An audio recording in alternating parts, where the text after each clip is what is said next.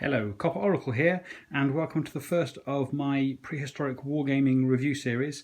This video set will be part of my review of the game Tusk.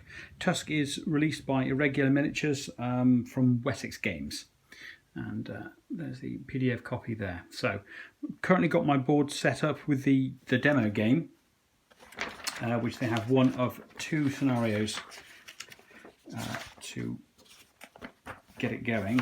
So how they've got it here is basic scenario with the hunt. Now the game itself is set up for 15mm. I actually have 28mm figures. So what I'm going to do is literally just double up the measurements just so I can get an idea of the mechanic rather than sort of being too accurate. So setting the setup with this, you've got base scenario with mammoth set in the middle, and then each player will have 10 points to build his hunting party. So the hunting parties themselves, if I just flick through, there we are. So we've got hunters with spears, 2 points, hunters with bows and slings, 3 points, fire makers, 4 points, Og the hero, which is your sort of lead character, 3 points, and dogs 1 point. So for this starting setup, I've literally just got it as 3 spear throwers and 1 fire maker. I have tried this previously with an Og character, but I've quite like the mechanic of being able to use the fire in this one as well. And then obviously the mammoth in the middle there. So that works out about 10 points, which gives me what I need for the starting game. So the rounds themselves are divided into 8 sections. You've got fire progresses, players roll for action points, hunters move, fire makers light fires, hunters with slings bows shoot, hunters with spears axes fight, beasts roll on their reaction tables, and then fire deaths. Game is then divided into a series of turns, each turn having 7 different parts. So first part is going to be fire progresses. So obviously in the middle of a game, if you've got fire going, that will give you actions on how that fire's progressing. Obviously in this case no fire, so we go straight through. So next roll is players roll 1d6 for action points. These action points can be spent throughout the game.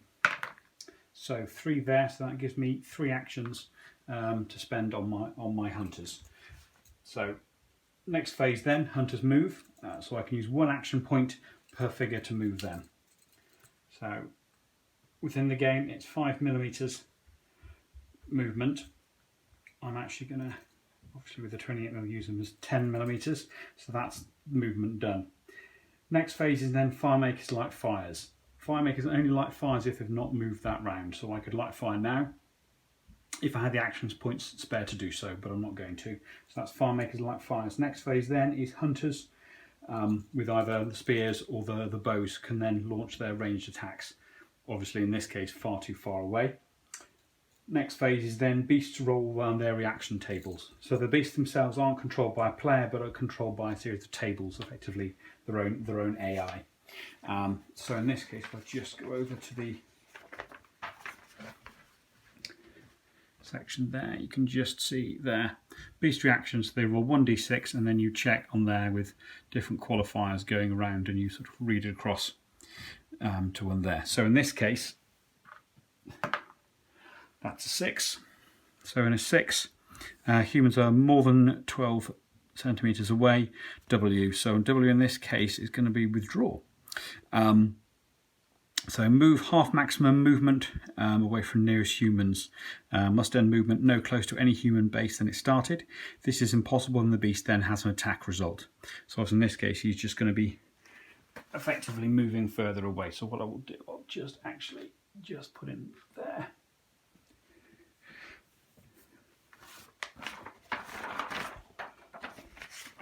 With that done, we then calculate any fire deaths, which in this case obviously aren't going for.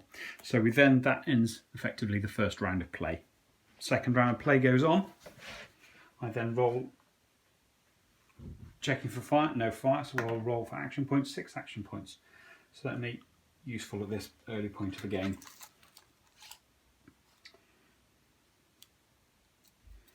So I will go for movement again.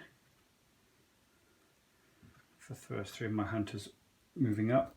I will then use another 2, so 1 movement plus 1 more, to actually bring my fire starter up as well. So that's 4 points, and I've got 2 more left.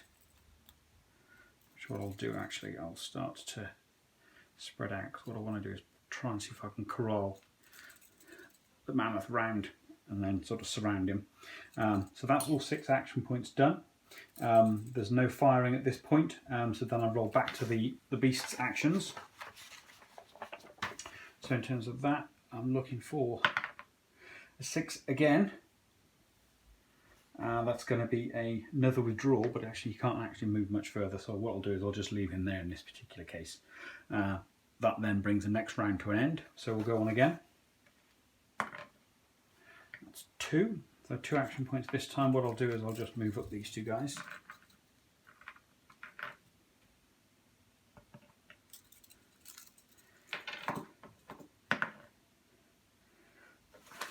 And 6.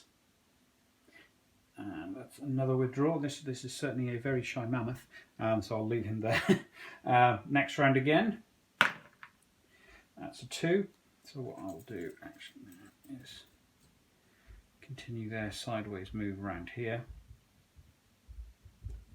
That's one of the hunters plus the fire starter, and then the 2 more hunters there. So that's the only actions I can do for him. Then we go to the beast again. Right, 2. So this time he's on over 12 centimetres on the G, which means a graze. So graze is move 1 centimetre in a random direction determined by a wind direction, avoiding water, marshes, cliff edges, humans or dog bases. So if you look at the wind direction, so obviously when the fires are going, you can do that at the start of the game. That's that.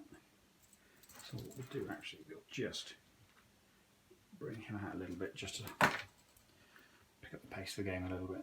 Okay, so that ends that round for there. We then look, okay, 4 action points, that's quite useful. So what I will do, I think actually, I'll continue to move him around. Bring these 2 up. And my fire starter, I'm actually just going to see if I can get him to start a fire, just for the sheer joy of it. But certainly that will present a block in that particular area, which might help start to corral the mammoth effectively. So fire can only be started by fire makers, and they can produce fire on turns which they don't move, and then 1 action point. So 4, 5 or 6, sorry no, just 5 or 6, that's 2, so he can't start a fire this particular round, but that's his action point spent. So we then go to the mammoth again. 6. Now in this case, humans are actually within 12 inches of him. So that's an F, that's flight. Move maximum movement distance away from the nearest human.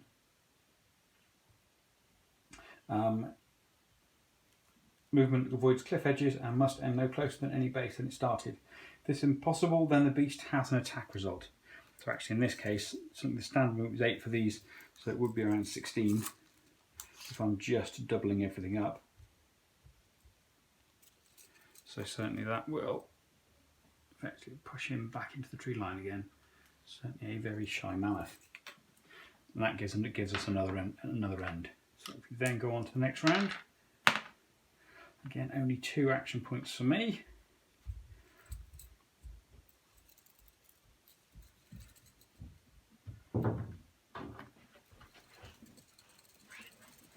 So I will move 1 round, and then actually I'll need to bring my fire starter up a little bit more.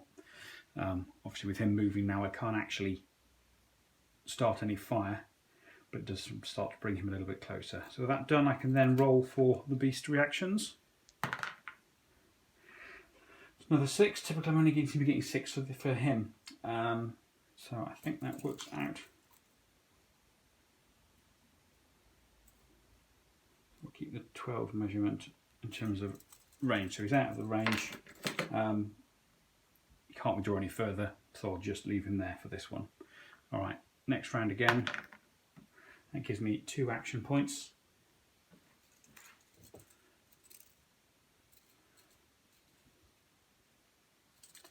I will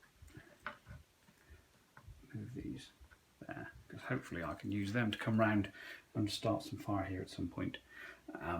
Obviously that's probably now going to be next round. unless actually no, we'll give it a try. So we'll try on him on 5 or 6. Fire is started. 6, fantastic. So we've got fire going there, so he can place the fire token, which I've put together, any particular place he wants to. So that will go there, which is quite nice. And certainly in terms of fire as well as also a trigger for the beasts in terms of distance. So with that being done, we then go back to the beast again. So 1. So over 12 centimetres, that's a G for graze. So we're looking at random direction, sort of 12 centimetres. So we'll take that from back there, we got him back there. Okay, what I'll do, I'll just bring him around there.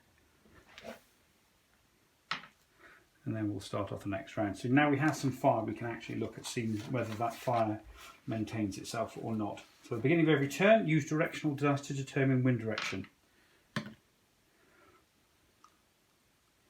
So with fire going that way, that then goes there.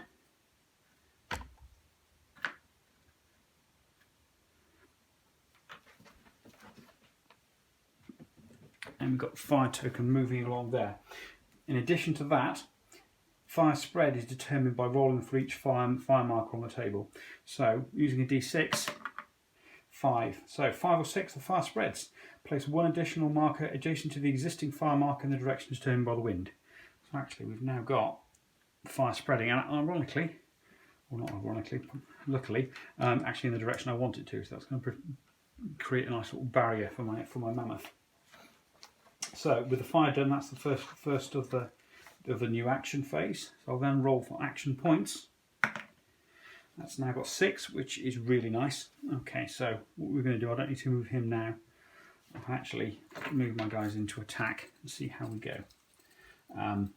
So I'm just going to move him a little bit closer. I'd rather go for a ranged attack at this point and see how that goes. So I'm just going to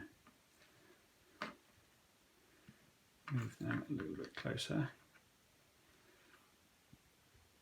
So that gives me 3 ranged attacks because they're all spear throwers. So hunters are moved. Fire maker lights fires. He's not going to light any more fires.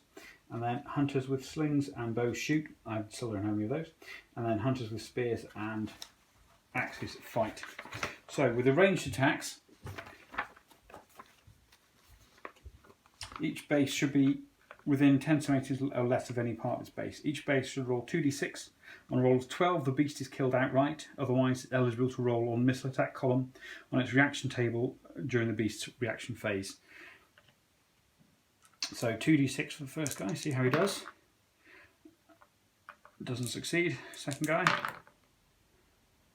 almost. And then third guy. Okay, now, so all the spears have either jabbed or attacked, or even thrown if they've got counted more than one spear, all of which have failed to take out the mammoth. But because they have been attacked now, in missile combat, that automatically denotes the range. So in terms of his reaction, 5, so 5 under missile combat is actually an F. So that's flight, so maximum movement away from the beasts. If it's impossible, the beast has to attack result. So actually in this case he can actually retreat completely. So what we'll do, we'll put him over there. So he's clearly trying to move away from everything. After a very young or very shy mammoth, this one is. Beast roll and reaction table, so that's been done. Then fire deaths, so we haven't got any deaths from fires or anything nearby. So we then go back to the next phase. So fire progresses. So in terms of this, we look for wind direction. Get the arrow because it's, there we are, a bit more visible. Now, fire markers are, fires may not move across areas which are already burnt, and a fire marker may, so actually in terms of this, because it can't follow the wind, actually this ends up going out. Unfortunately the same one as well, so the wind has effectively blown them back into the ash path, which has killed off all the fire completely, which is unfortunate. Although with him being quite so close, I'm quite relieved to a degree. Okay, so we then look at action points again. So 6 action points, that's quite nice. We will look at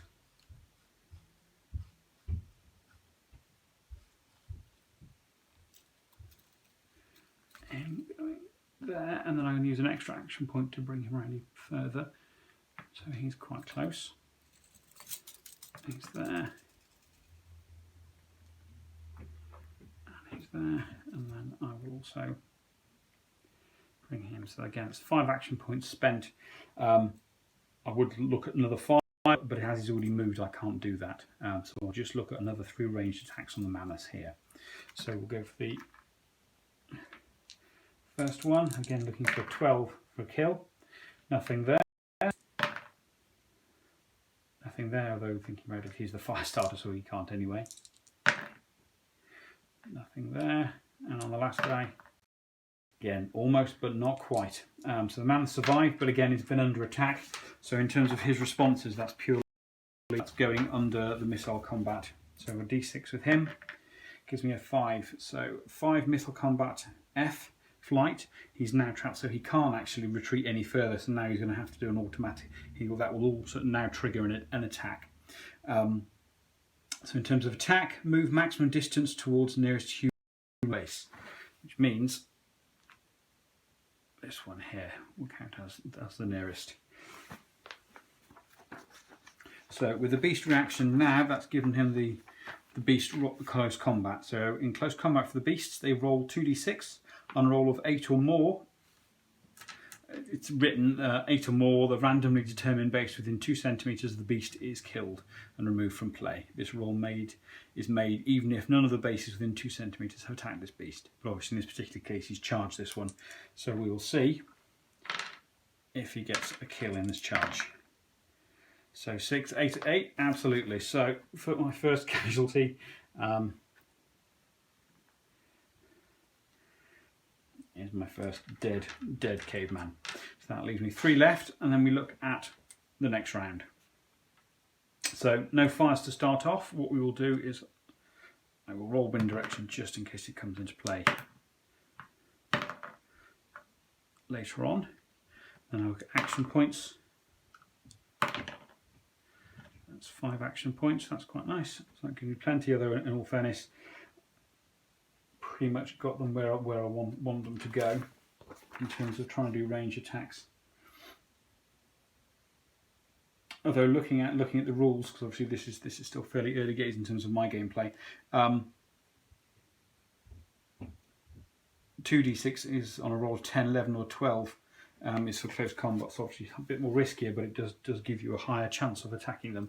So what I will actually do is use my points to actually now go into close combat and try and see if, yeah.